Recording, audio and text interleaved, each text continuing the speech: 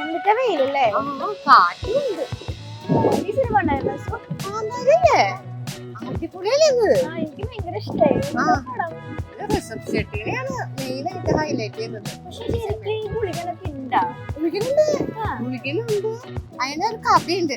ഈ മെയിനായിട്ട് നമുക്ക് പറയാൻ ശരിയാവില്ല. അങ്ങോട്ട് മാറിക്കാം കാന്താരം ഒന്നൊന്നര പടല്ലേ പിന്നല്ല, റിസപ്ഷൻ ഷെട്ടിയുടെ ഹൈലൈറ്റ് ആണ് മെയിനായിട്ട്. അയാള് തന്നെ അഭിനയിക്കുക, അയാള് തന്നെ പ്രൊഡക്ഷൻ ചെയ്യുക, അയാൾ തന്നെ സംവിധാനം ചെയ്യുക. അടിപൊളി. എന്തായാലും ഒരു നാഷണൽ അവാർഡ് എന്തായാലും കിട്ടും. കാരണം അത്രയും എഫേർട്ട് എടുത്തിട്ട് ആ കാന്താരം ചെയ്തത് തന്നെ. അടിപൊളി. ആ ലാസ്റ്റ് 20 മിനിറ്റ് ഉണ്ട്, എന്താ സൂപ്പർ അല്ലേ? ഓ എന്റെ തേർഡ് പാർട്ട് ഇറങ്ങി കിട്ടിയാ മതിയായിരുന്നു. ഇപ്പൊ തന്നെ കാണാൻ വയ്യ. എടുക്കില്ലേ നീ? അതെന്തായാലും എടുക്കും. നീ എന്നിട്ട് പറയുന്നേ ഫസ്റ്റ് ഷോയ്ക്ക് കണ്ട ആളാ ഞാൻ. പിന്നല്ല, ഇതിലെന്താ സൂപ്പർ, എല്ലാ ജനങ്ങളും കാണുന്ന സിനിമയത്.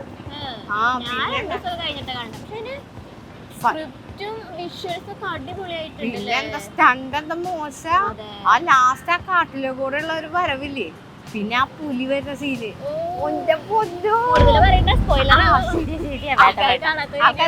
ആൾക്കാർ എന്തായാലും കാണണത്.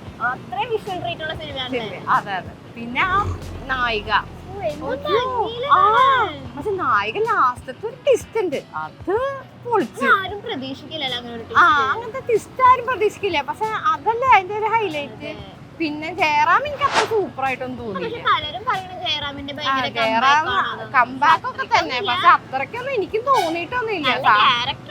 രാജാവിന്റെ സീനൊക്കെ നല്ലതാ, വേറെ എനിക്ക് അങ്ങനെ പ്രത്യേകിച്ചൊന്നും തോന്നിയിട്ടില്ല. ഉണ്ടാവും ചിലപ്പോ, വേറെ അടുത്ത ഭാഗത്ത് ഉണ്ടാവാൻ ചാൻസ് ഇല്ല. അത് കണ്ടോക്കാലോ, അതെ അവര് പറയട്ടെ. അശ്വിനെ ഞാനൊരു റീൽ അയച്ചിട്ടുണ്ട്, അത് നോക്കി നോക്കി.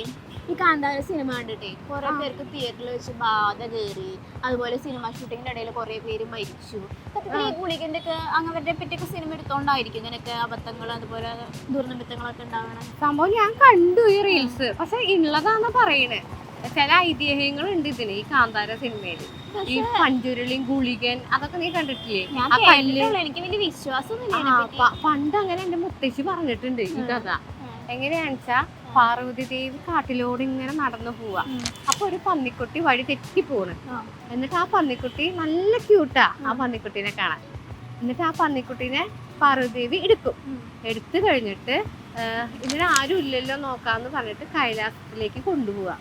എന്നിട്ട് കൈലാസത്തിൽ കൊണ്ടുപോകുമ്പോ ഈ പന്നിക്കുട്ടി വളർന്ന് വലുതാവും.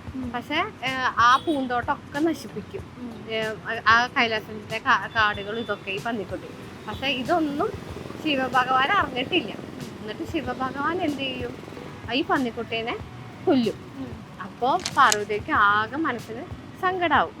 എന്നിട്ട് എന്ത് ചെയ്യും, എൻ്റെ പന്നിക്കുട്ടീനെ കൊല്ലരുത്, എന്തെങ്കിലും ഒരു മോക്ഷം നൽകൂ എന്ന് പറഞ്ഞിട്ട് ശിവഭഗവാൻ പറയുമ്പോൾ ആ മോക്ഷം നൽകി ഈ ഭൂമിയിലേക്ക് പറഞ്ഞു വിടും. എല്ലാം നീ സംരക്ഷിക്കണം, കൃഷി കാര്യങ്ങളൊക്കെ നീ നോക്കണം എന്ന് പറഞ്ഞിട്ട് പറഞ്ഞുവിടാം. അതാണ് പഞ്ചുരുളി. അതേപോലെ ശിവഭഗവാന്റെ അനുയായിയാണ് ഗുളികൻ. അപ്പൊ ഈ ഗുളികനും പഞ്ചുരുളിയും ചേർന്നിട്ടാണ് ആ കാന്താര തന്നെ കാട് മുഴുവൻ നോക്കുന്നത്. അതുകൊണ്ടാണ് ജനങ്ങള് ആ രണ്ട് കല്ലിനെ പ്രാർത്ഥിക്കുന്നത്. ഈ ഗുളികന്റെ ഒരു കഥയുണ്ട്. ഈ കാന്താര എന്ന് പറയുന്ന സ്ഥലം ശരിക്കും ഉണ്ടോ? അവര് പറയുന്നത് അത് പണ്ട് ശിവഭഗവാൻ തപസ് ചെയ്ത സ്ഥലമാണ്. പിന്നെ പാർവതി അവിടെ ആരും ശിവനെ ശല്യം ചെയ്യാതിരിക്കാൻ വേണ്ടിയിട്ടാണ് ഗുളികന്മാരൊക്കെ അവിടെ നിർത്തിയേക്കണേന്ന്, ഗണങ്ങളൊക്കെ നിർത്തിയേക്കണേന്ന് ആ സിനിമയിൽ പറയുന്നുണ്ട്. പക്ഷെ ഞാൻ ഈ ഗൂഗിളിൽ സെർച്ച് ചെയ്തപ്പോഴേ കാന്താര എന്ന് പറഞ്ഞൊരു സ്ഥലമില്ല, ഗാന്ധാര എന്ന് പറഞ്ഞൊരു സ്ഥലമുണ്ട്. അത് നമ്മുടെ അഫ്ഗാനിസ്ഥാനിലെ വരണേ. എന്ന് വെച്ചിട്ടുണ്ടെങ്കിൽ നമ്മുടെ മഹാഭാരതത്തിലുള്ള ഗാന്ധാരി ഇല്ലേ, ഗാന്ധാരിയുടെ സ്ഥലം അത്രേ, അവര് ജനിച്ചു വളർന്ന സ്ഥലം അത്രേ ഗാന്ധാരം. അതാണ് ആ ഗാന്ധാരിക്ക് ഗാന്ധാരി എന്നുള്ള പേര്. സ്ഥലം ഉണ്ടോന്ന് അറിയാൻ വേണ്ടി സെർച്ച് ചെയ്ത് നോക്കിയത്. മഹാഭാരതത്തിൽ ഗാന്ധാര എന്ന് പറഞ്ഞൊരു സ്ഥലത്തെ പറ്റി പറയുന്നുണ്ട്, അത് അങ്ങ് അഫ്ഗാനിസ്ഥാനിലാണ്. ഗൂഗിളിൽ അങ്ങനെ ഒരു സ്ഥലം പറയുന്നുണ്ട്.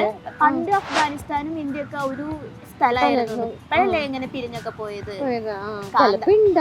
നമ്മള് ആ സമയത്തൊന്നും ജനിച്ചിട്ടില്ലല്ലോ.